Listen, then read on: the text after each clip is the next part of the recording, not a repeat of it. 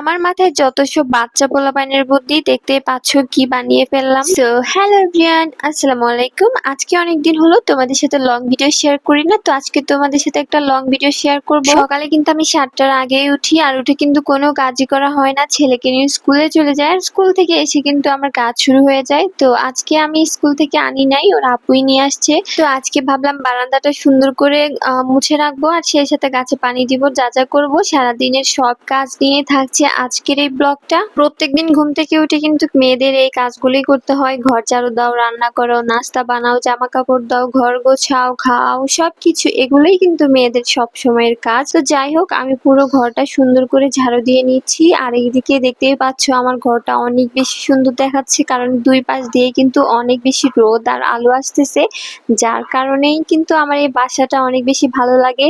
একদমই রোদের আলো আর দিনের আলোয় একদমই পকপকা হয়ে থাকে।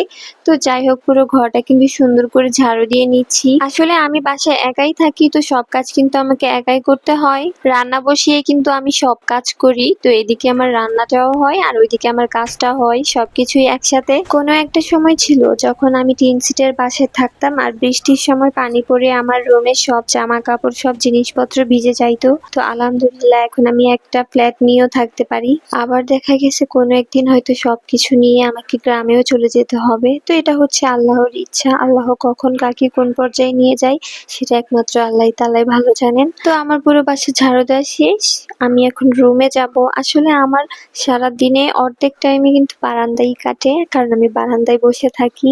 অবসর টাইমে কিন্তু বারান্দায় কাটাই, আমার কাছে ভালো লাগে। যদি আমার বারান্দায় আরো অনেকগুলা গাছ থাকতো আমার আরো অনেক বেশি ভালো লাগতো। তো যাই হোক, আস্তে আস্তে গাছ নিয়ে আসবো।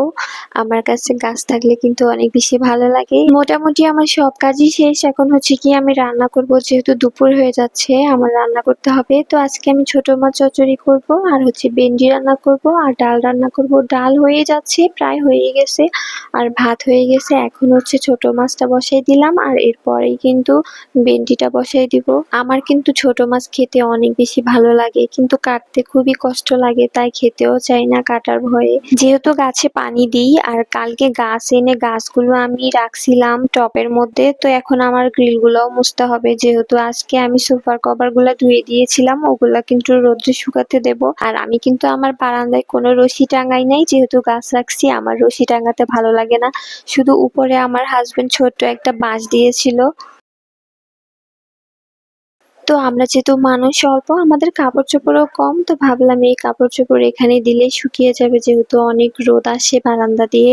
আমার আরো একটা বারান্দা আছে, কিন্তু ওই বারান্দাটায় আমি যাই না, আমি সবসময় আমার রুমের বারান্দায় থাকি। ওই বারান্দাটা খালি আছে, চাইলে ওখানেও জামা কাপড় দিতে পারবো, কিন্তু ওইখানে আমি দিই না। এই যে ছোট্ট একটা কৌটা দেখতে পাচ্ছ, এই কাচের কৌটাগুলো কিন্তু আমি রং করার জন্য যখন রং আনছিলাম, হ্যান্ড পেইন্টিং এর ছোট ছোট রঙের কৌটাগুলা, ওগুলো কিন্তু আমি রেখে দিয়েছিলাম। খুব সুন্দর কৌটাগুলো, যেহেতু কাচের, দেখতে অনেক বেশি সুন্দর লাগে, তো ওগুলো আমি ফেলে দিই নাই। ভাবলাম ওগুলো আমার কাজে লাগবে কখনো, তাই এগুলাকে আমি রং করে রেখে দিয়েছিলাম। আর এই যে দেখো কি সুন্দর লাগতেছে, এখন এগুলাকে আমি এখানে লাগাইছিলাম। আমার ইচ্ছে করে পুরো বাসায় কিন্তু আমি গাছ দিয়ে ভরিয়ে ফেলি। ডাইনিং রুমে, আমার বেডরুমে, সব জায়গায় গাছ থাকবে, কারণ আমার গাছ এত বেশি ভালো লাগে বলে বোঝাতে পারবো না। যখন সবসময় গোছানো আর পরিপাটি থাকে তখন নিজের মনটাও শান্তি থাকে। তো যাই হোক, দুপুরে রান্না বান্না শেষ, গোসল করে কিন্তু এখন আমি আর আমার ছেলে খাওয়া দাওয়া করে নেব। বাসায় কিন্তু ও আর আমি ছাড়া আর কেউ নেই। ও, আমার গায়ে কিন্তু সবসময় গামছা থাকে, আমি গামছাওয়ালি, কারণ আমার গামছা পরতে ভালো লাগে। আমি সবসময় বাসায় গামছা পরে থাকি, তো এটা ইগনোর করবা সবাই। তো আজকের ভিডিওটা কেমন লাগলো অবশ্যই কমেন্ট করে জানাবা। ভালো থাকবে সবাই, আল্লাহ হাফেজ।